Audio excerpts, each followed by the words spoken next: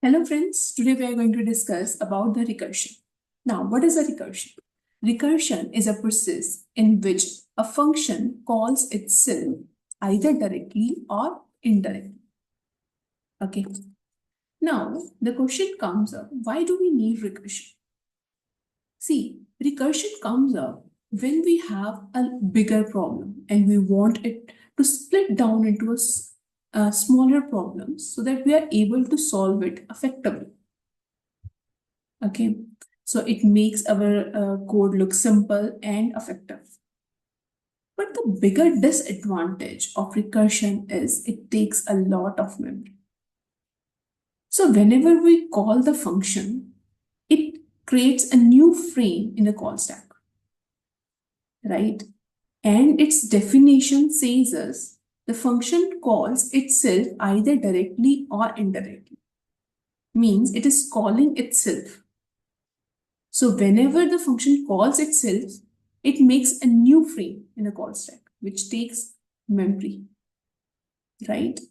So it is really ineffective for larger inputs because there is a recursion limit. We are not able to use the recursion for larger inputs. Okay? Means whenever we use for larger inputs, it will crash the code. Next, it takes a lot of time and it is really challenging to debug whenever the recursion is present inside the code. Okay. So the best part is we are able to use the recursion whenever we have the small input cells. Okay. Now let's see the example. Now we are able to find out the factorial of a number by using the recursion. Now what is the factorial of any number? If we say 3 into 3 minus 1, that is 2. Again, 2 minus 1, 1. So 3 into 2 into 1, that is 6. So what is the factorial of 3 is?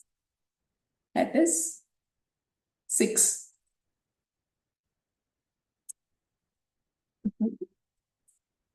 Okay, means 3 into 3 minus 1, 2. 2 minus 1, 1. Right? Similarly, you are able to find out the factorial of any number, either 6, 7, 8, 9, any number. Now, what is the factorial of 0? We have 0, that is 1. Now, what is the factorial of 1? That is 1, right? Now, here we have made this function, def factorial. We have passed the parameter. If x equal to 1, you can also add it here, or x equal to 0. If the number is 1 or the number is 0, we are going to return 1. Okay. Now else return x into factorial x minus 1. Okay. Now let's see this. Now here we have passed 3 in the as an argument inside the function. Okay. Now whenever 3 is passed, it goes to else condition. Now return n is 3 into factorial n minus 1, that is 2.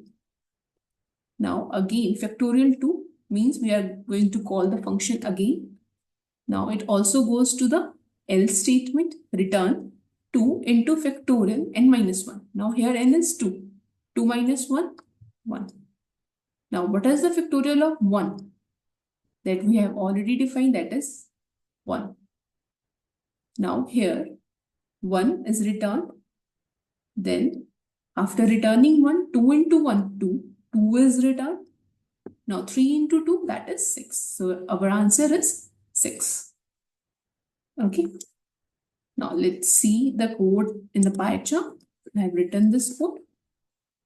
Right? You can also add it here as or x equal to 0. Right? Now here we have passed 5. Now what should be the factorial of 5? That is 5 into 4 into 3 into 2 into 1. That should be 120.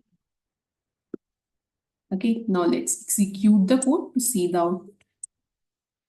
See, the factorial of a number is 120. Okay, so I hope it is clear to all of you. If you like my video, kindly share and subscribe my channel. Thank you.